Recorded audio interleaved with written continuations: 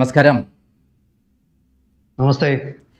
തൃശ്ശൂർ പൂരത്തോടനുബന്ധിച്ച് തിരുവമ്പാടി ക്ഷേത്രത്തിൻ്റെ വെടിക്കെട്ട് നടത്തുന്നതിനാവശ്യമായുള്ള പടക്കശാല തീപിടിച്ച് വലിയ ദുരന്തമാണ് ഇപ്പോഴുണ്ടായിട്ടുള്ളത്. ഏകദേശം 14 പേർ മരിക്കുകയും 10ഓളം പേർ ഇപ്പോഴും ഗുരുതരാവസ്ഥയിൽ കഴിയുന്ന ആ സംഭവത്തിൽ വലിയ ദുരൂഹതയാണ് ആരോപിക്കുന്നത്. അതിൽ രക്ഷപ്പെട്ട വിൽസൺ തന്നെ പറയുന്നത് ഒരു തീ വന്ന് പതിക്കുകയായിരുന്നു എന്നുള്ളതാണ്. ലെൻസ് വഴിയുള്ളതാകാം എന്നും അദ്ദേഹത്തിൻ്റെ വാക്കുകളിൽ നിന്ന് വന്നിരുന്നു. സുനിൽകുമാർ, അതായത് മുൻ മന്ത്രി സുനിൽകുമാറും പറഞ്ഞത് അട്ടിമറി നമുക്ക് തള്ളാൻ പറ്റില്ല എന്നുള്ളതാണ്. ഈ അവസരത്തിൽ ഇവിടെ ഒരു അട്ടിമറി നടന്നിട്ടുണ്ടോ ഇല്ലേ, ഏത് വിധത്തിലായിരിക്കാം അവിടെ തീപിടുത്തം ഉണ്ടായിരിക്കുക? അങ്ങയുടെ അഭിപ്രായം എന്താണ്?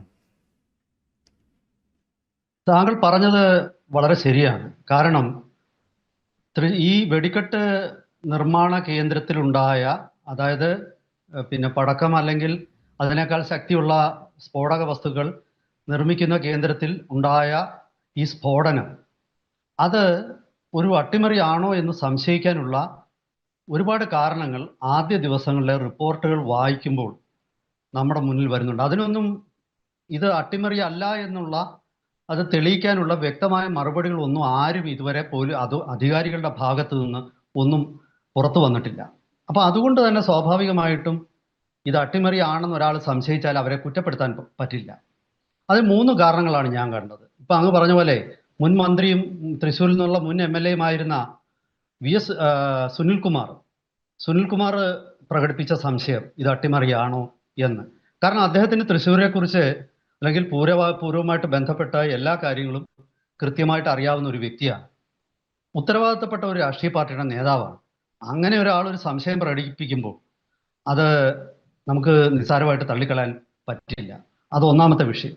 രണ്ടാമത്തെ കാര്യം, ക്ഷേത്ര കമ്മിറ്റിക്കാർ, തിരുവമ്പാടി ദേവസ്വത്തിൻ്റെ ക്ഷേത്ര കമ്മിറ്റിക്കാർ വളരെ കൃത്യമായ രീതിയിൽ അവർ മാധ്യമങ്ങളെ കണ്ടപ്പോൾ, അദ്ദേഹത്തിൻ്റെ പേര് ഞാൻ ഓർക്കുന്നില്ല, അദ്ദേഹം കൃത്യമായിട്ട് പറഞ്ഞു, കഴിഞ്ഞ കുറച്ച് വർഷങ്ങളായിട്ട് പൂരം അട്ടിമറിക്കാൻ ആരൊക്കെയോ ശ്രമിക്കുന്നു.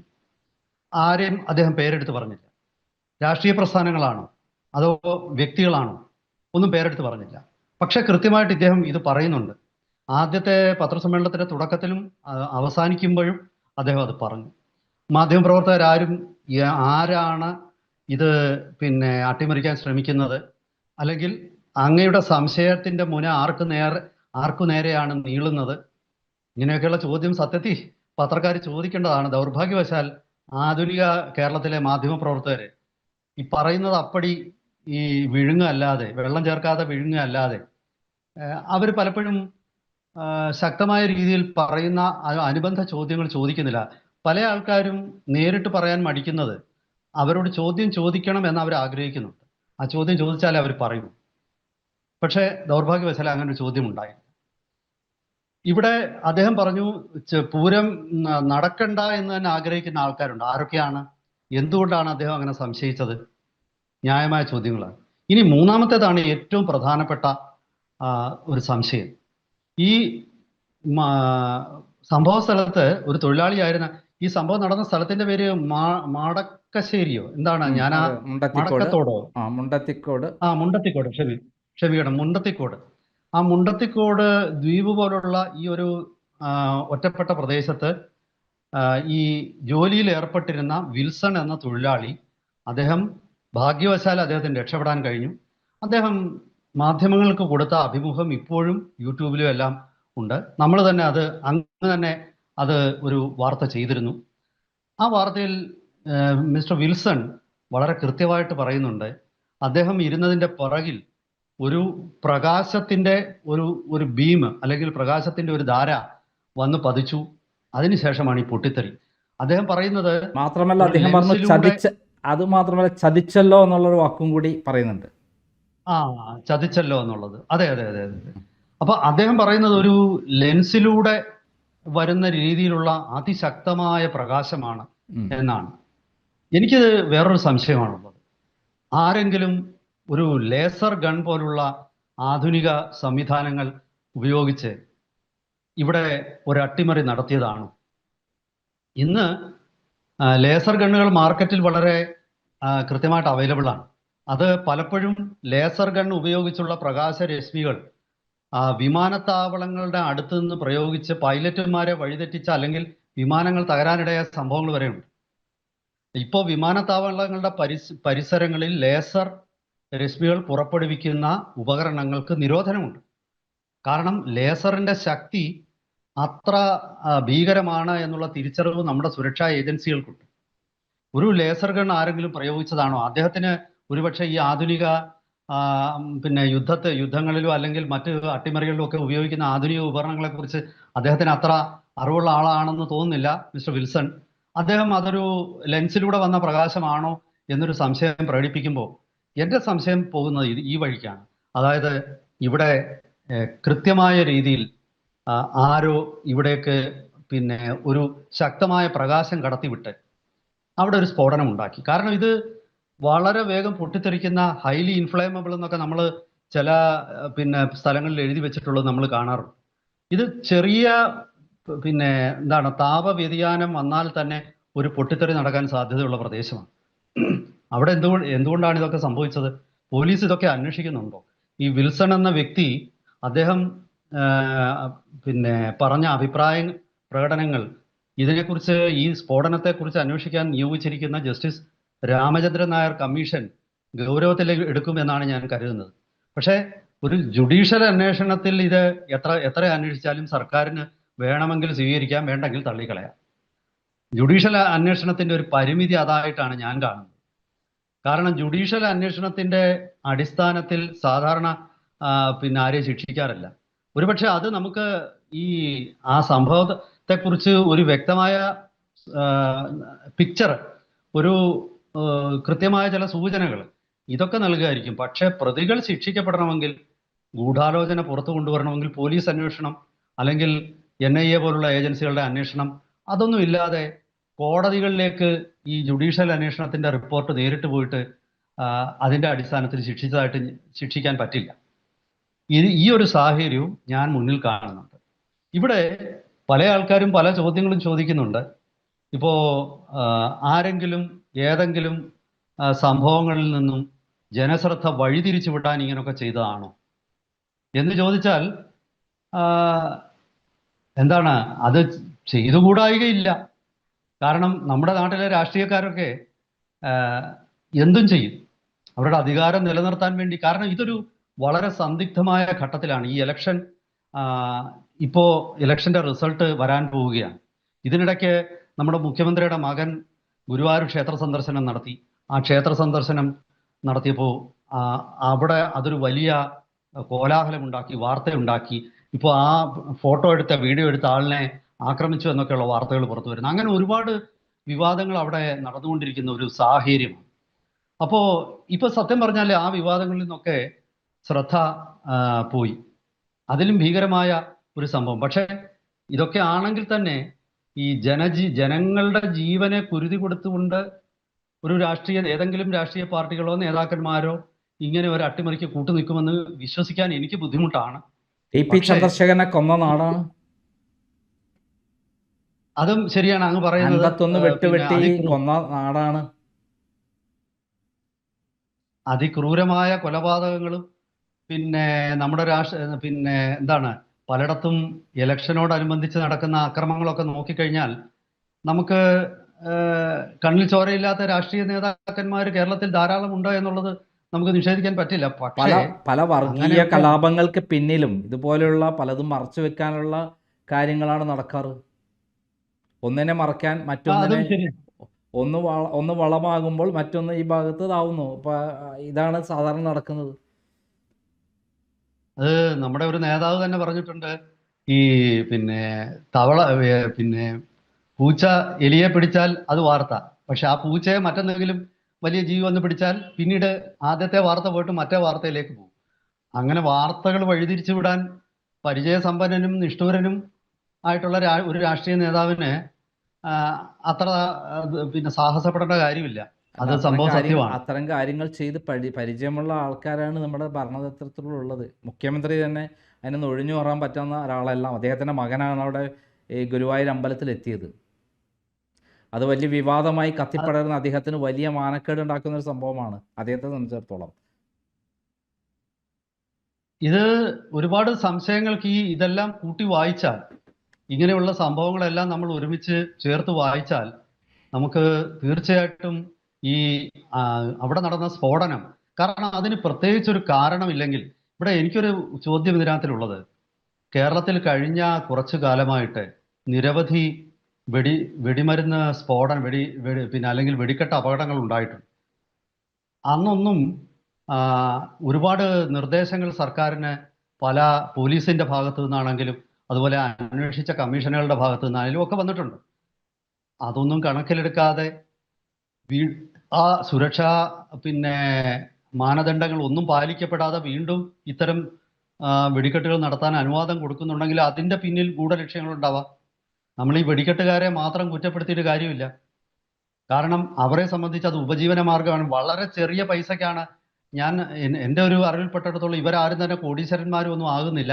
ഇവര് ചെറിയ ലാഭം കിട്ടിയിട്ടാണ് പലപ്പോഴും ഇത്തരം പ്രവർത്തികൾ. കാരണം ഇവർക്ക് ഹൈ റിസ്ക് ആണ്. ഇവിടെ ഒരുപാട് ആൾക്കാർ ഇതുമായിട്ട് ബന്ധപ്പെട്ട് ജോലി ചെയ്യുന്നുണ്ട്. ഈ പിന്നെ ഇവിടെ നടന്ന തൃശ്ശൂർ നടന്ന സ്ഫോടനത്തിൽ മുഴുവൻ മലയാളികളാണ് കൊല്ലപ്പെട്ടത്. ഒരൊറ്റ അന്യസംസ്ഥാന തൊഴിലാളി പോലും അവിടെ ജോലി ചെയ്തിരുന്നില്ല.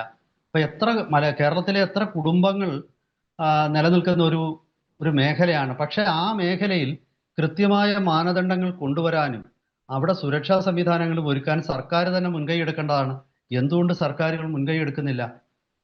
ഈ ചോദ്യമൊക്കെ വരുമ്പോൾ ഇത്തരം പഴുതുകൾ ഉപയോഗിക്കാൻ തയ്യാറായിട്ട് നിൽക്കുന്ന ആരൊക്കെയോ ഉണ്ട് എന്ന് നമ്മൾ സംശയിച്ചാൽ അത് തെറ്റാവില്ല. ഇവിടെ വേറൊരു വളരെ പ്രസക്തമായ ചോദ്യം, ഞാനത് മുമ്പും ഒരു ചർച്ചയിൽ പറഞ്ഞിട്ടുണ്ട്. അതായത് ഈ വെടിമരുന്ന് സൂക്ഷിച്ചിരിക്കുന്നിടത്ത്, അല്ലെങ്കിൽ പടക്കങ്ങളും മറ്റ് പിന്നെ എക്സ്പ്ലോസീവ്സ് സൂക്ഷിക്കുന്ന സ്ഥലങ്ങളിൽ അവിടേക്ക് വന്നു പോകുന്ന ആൾക്കാർ ആരൊക്കെയാണ്?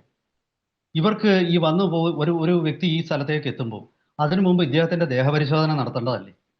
കാരണം ഇദ്ദേഹം എന്തൊക്കെയാണ് അവിടേക്ക് കൊണ്ടുവരുന്നതെന്ന് അറിഞ്ഞുകൂടല്ലോ. ഇച്ഛാനുസരണം ഞാൻ മനസ്സിലാക്കുന്നത് ഈ സ്ഫോടനം നടന്ന സ്ഥലത്തേക്ക് അന്ന് രാവിലെ തൊട്ട് ഉച്ച വരെയും 3:30 എങ്ങാണ്ടാണ്, 3:45 എന്തോ അല്ലേ സ്ഫോടനം നടക്കുന്നത്. ആ ഉച്ചവരെയും നിരവധി ആൾക്കാർ അവിടെ, മാധ്യമപ്രവർത്തകർ ഉൾപ്പെടെയുള്ള നിരവധി ആൾക്കാർ അവിടെ വന്നുപോയി. ഫ്ലാഷ് ലൈറ്റുകൾ അടക്കം, ഇലക്ട്രോണിക് സംവിധാനങ്ങൾ അടക്കം വന്നിട്ടുണ്ട്. ലൊക്കേഷൻ കൃത്യമായി കിട്ടാൻ അത് പോരെ? ലൊക്കേഷൻ കിട്ടാൻ അത് മാത്രം പോരെ?